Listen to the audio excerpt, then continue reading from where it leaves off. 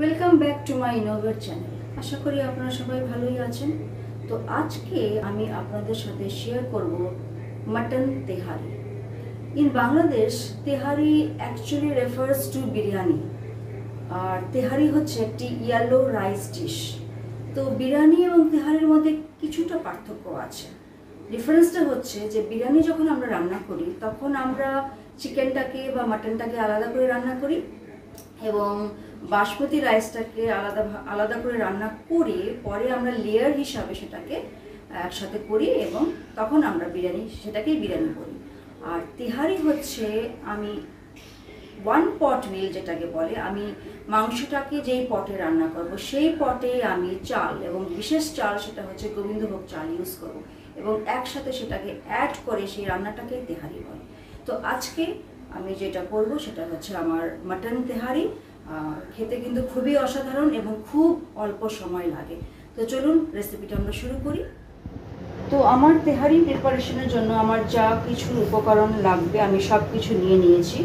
আমার মাটন, যেটাকে আমি আদা, রসুন, জিরে, ধনে, নুন, হলুদ দিয়ে এবং দই দিয়ে ম্যারিনেট করে রেখেছি এবং এখন আমি এই ম্যাজিক মশলাটা দেবো। এই ম্যাজিক মশলাটা আমি তৈরি করেছি জাবিত্রী দিয়ে, গরম মশলা, হোল স্পাইসেস যেগুলো আছে, একটু গোলমরিচ দিয়ে আমি এই ম্যাজিক মশলাটা প্রিপেয়ার করেছি এবং এই ম্যাজিক মশলাটা আমি এখন এখানে অ্যাড করে দেব এবং এই ম্যাজিক মশলাটাই এই তেহারির টেস্টটাকে এনহ্যান্স করবে। করে আমি এটাকে মেখে নেব।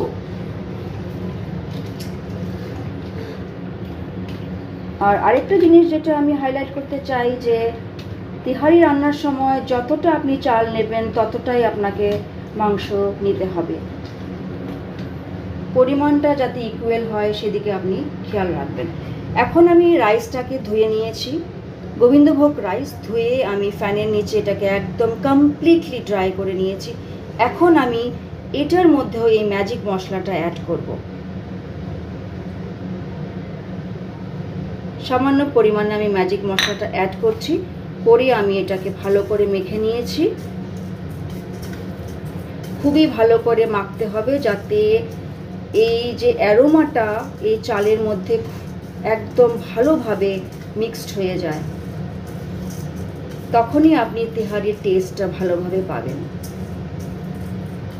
তারপরে আমি যেটা করব সেটা হচ্ছে আমি এখানে সল্ট এবং টার্মারিক পাউডার অ্যাড করব। টার্মারিক পাউডার আমি অ্যাড করে নিলাম। আমি salt as per taste add করলাম, কারণ আমরা কিন্তু মাংসেও আমরা সল্ট অ্যাড করেছি। অ্যাড করে আমি আবার সেটাকে মিক্সড করে নিলাম।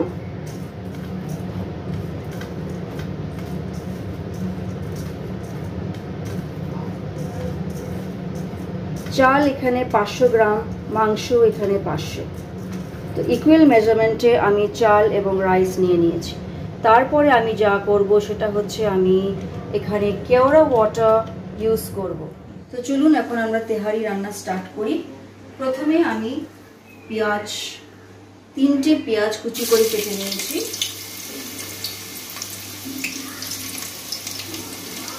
আমি সেটা সর্ষে তেলে দিয়ে দিয়েছি। সর্ষে তেল আমি গরম করে নিয়েছি আগে এবং এখন আমি পেঁয়াজটাকে ভালো করে ভেজে নেব।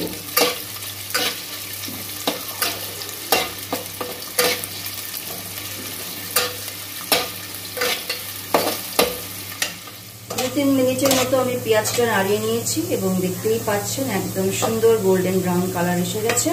এখন আমি 3টে তেজপাতা এটার সাথে মিক্সড করে দেব। মিক্সড করে দিয়ে আমি একটু নাড়িয়ে চাড়িয়ে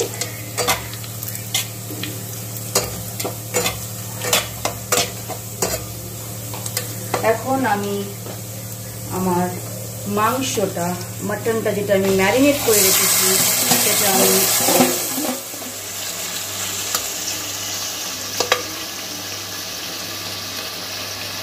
এখন মাটনটা আমি খুব ভালোভাবে মশলার সাথে কষিয়ে নেব এবং তারপরে আমি গরম জল দিয়ে মাংসটাকে আবার কষিয়ে নেব। আমরা মাটনে ঠান্ডা জল দেব না, আমরা মাটন যখন কষানো হয়ে যাওয়ার পর যে গ্রেভিটা বানাবো সেখানে কিন্তু আমরা গরম জলই দেব।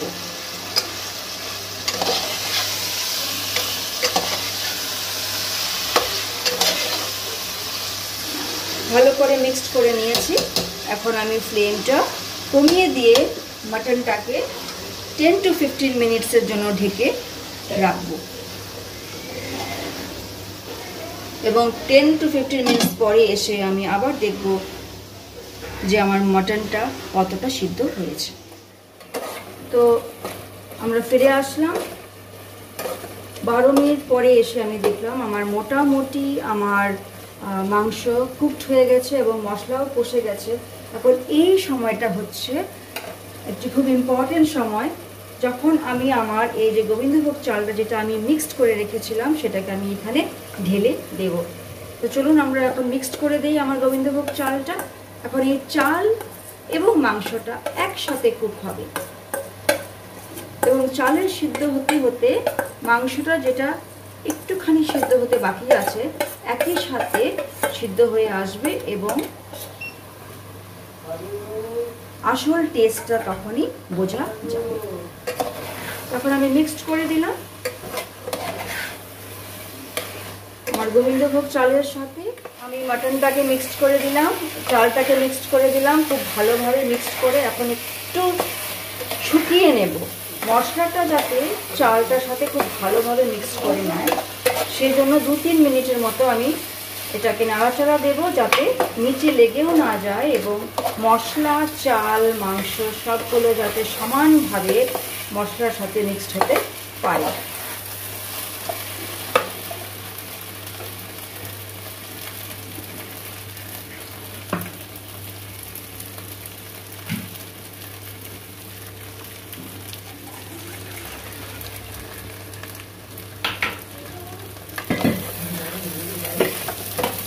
দু 3 মিনিটের মতো নাড়িয়ে নিয়েছি।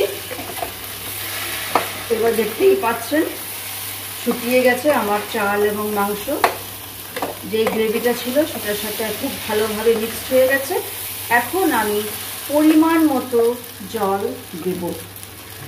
জলের মেজারমেন্টটা হবে আপনার চায়ের কাপের 3 cup according to the measurement of the rice. এবার যদি 500 চাল নিয়ে থাকেন তাহলে জলের পরিমাণ হবে আমার চায়ের কাপের 3 কাপ। গরম জল, ঠান্ডা জল কিন্তু একদমই দেবেন না। এই রান্নাটা হবে পুরো গরম জলে। এখন আন্দাজ করে দেখবেন, যদি মনে করেন যে না আরেকটু আমার জলের প্রয়োজন আছে তাহলে আপনি আরেকটু জল দিয়ে দেবেন। এখন যেমন আমার মনে হচ্ছে যে না আমার আরেকটু জল দিতে হবে, সেই জন্য আমি আরেকটু জল দিয়ে দিচ্ছি, গরম জল দিয়ে দিচ্ছি। এখন জলটা যখন ফুটে আসবে আমি এটা একদম লো ফ্লেম করে ঢেকে দেব।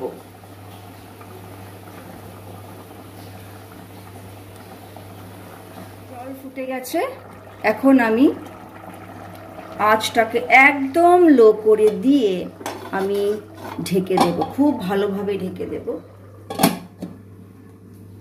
এখন 10 to 15 মিনিটস পরে এসে আমরা আবার চেক করব। এর মধ্যেই আমার মাটন তিহারি একদম রেডি। আমি সার্ভ করে নিয়েছি। আমি একটি স্পেশাল চাটনি বানিয়েছি পুদিনা দিয়ে, টমেটো দিয়ে এবং বেশ একটু ঝাল করে চাটনিটা বানিয়েছি। তার সাথে আমি নিয়েছি পাঁপড়। তো চলুন একবার খেয়ে দেখি।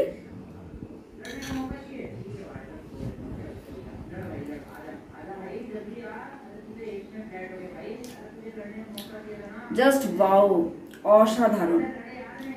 মানে এর তেহারির সাথে আপনাদের আর কোনো কিছু দরকার পড়বে না, এটা যথেষ্ট। তার সাথে আপনাদের কোনো তরকারি বা কোনো কারি প্রয়োজন পড়বে না।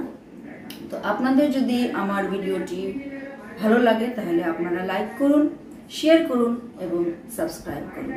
তাহলে আজ এখানেই বিদায় নিচ্ছি। পরবর্তী ভিডিওতে আমি আরও নতুন রেসিপি নিয়ে আসবো। Thank you for watching. Have a wonderful day.